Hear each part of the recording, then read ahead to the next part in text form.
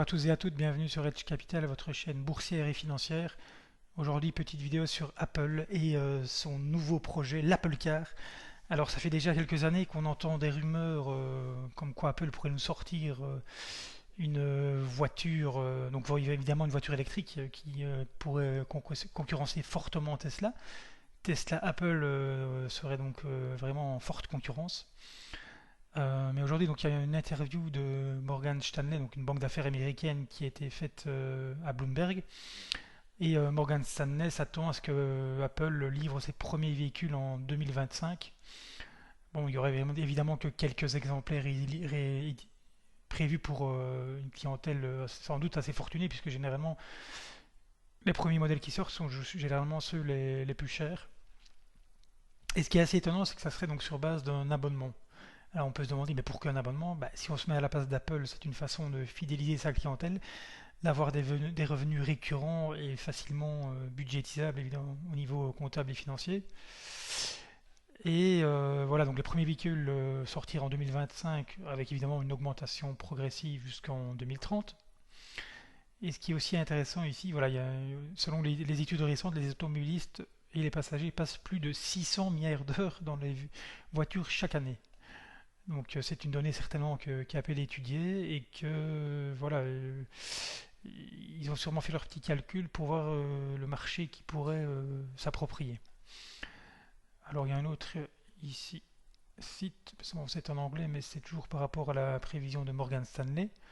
Et là on parle d'une prévision de la capitalisation boursière qui est actuellement de 2600 milliards. Il ne faut pas se tromper avec tous ces chiffres. Vous voyez, bon, c'est les données en direct sur base du cours de clôture de vendredi, 2600 milliards.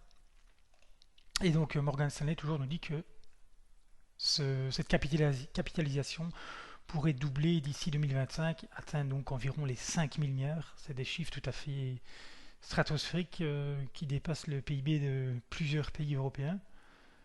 Même si c'est pas évidemment tout à fait comparable, mais voilà, ça serait évidemment, si ça se réalise, Apple serait toujours la première compagnie au niveau de la capitalisation dans les prochaines années. Bon, pour ça évidemment, il faudrait qu'ils vendent pas mal de modèles de leur voiture, mais on se doute que la voiture ne va pas sortir, à mon avis, en dessous de 50 000 euros, 50 000 dollars. Et c'est quelque chose qui est possible. On sait que chaque fois qu'Apple lance un produit, généralement il se classe premier. On l'a vu avec la musique et l'iPad, c'était révolutionnaire où ils ont envoyé aux oubliettes le Walkman. Et puis c'était la même chose avec l'iPhone, ils ont complètement détruit Nokia. Il y a eu la tablette, ça c'est un produit qui n'existait pas du tout, qui a cartonné aussi. Il y a l'Apple Watch qui marche très bien. Donc on voit que depuis 10-15 ans, tout ce qu'Apple lance sur le marché, c'est un succès fou. Bien sûr, il y a un écosystème, il y a des tas de followers, il y a des gens qui achètent, dès qu'il y a une nouveauté Apple, ils l'achètent d'office. Donc il y a toute cette base de clientèle qui serait évidemment, qui regarde à la limite, ne serait même pas trop choqué s'il y avait un prix de vente excessif, qui achèterait d'office la voiture par amour. Donc en bref, si Apple nous met sur le marché une Apple Car, c'est certainement, ils vont prendre le temps, mais ils vont nous mettre quelque chose probablement d'encore révolutionnaire, un peu comme l'iPhone. Et c'est dans le but évidemment de prendre une grosse part de marché. Donc les concurrents électriques actuels, Tesla et compagnie, devront évidemment faire attention à eux. Et on ne parle même pas de l'industrie traditionnelle comme Volkswagen, Mercedes, qui se lancent aussi eux dans les véhicules électriques. Mais bon, est-ce qu'ils sauront de quoi rivaliser? Bon, personne ne sait. On va en attendre à 2025. En attendant, on va terminer en allant faire un petit tour sur le cours de bourse. Hop. Et on voit que ce cours de bourse, on va mettre ça en mensuel, mais ouais, il a vraiment, regardez-moi ça, il a cartonné. C'est pas une crypto-monnaie, hein, on pourrait le croire. C'est vraiment le cours d'Apple. On voit que depuis, bon, on va mettre quelques trendlines, mais on voit clairement là que depuis, on en est où là? Ouais, depuis 2020, mars 2020, ça a vraiment explosé.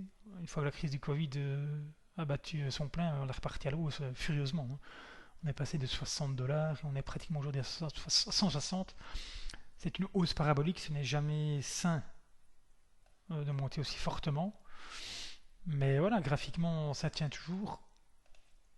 On peut même tracer ici une petite droite. On a un support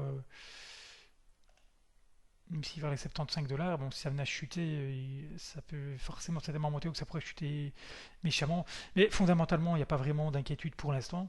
Maintenant, attention, c'est peut-être pas le moment d'acheter au plus haut pour ceux qui sont intéressés. Donc Morgan Stanley nous prévoit un doublement de la capitalisation boursière.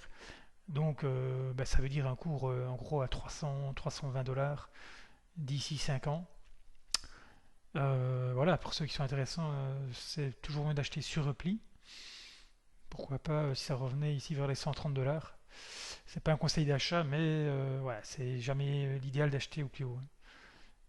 D'autant plus il ne faut pas exclure que quand on regarde les marchés dans leur ensemble, ils sont très hauts, très chers, et qu'on n'a pas eu de correction en 2021, ce qui n'a pas eu de logique puisqu'on a eu un fort démarrage de l'activité économique, mais qu'en 2022, on pourrait tout à fait avoir une correction de 10 ou 20%, on ne peut jamais exclure. Donc Apple n'échapperait pas à une éventuelle correction. Donc voilà, si vous voulez vous positionner, autant attendre un repli du cours pour acheter à bon compte. Merci.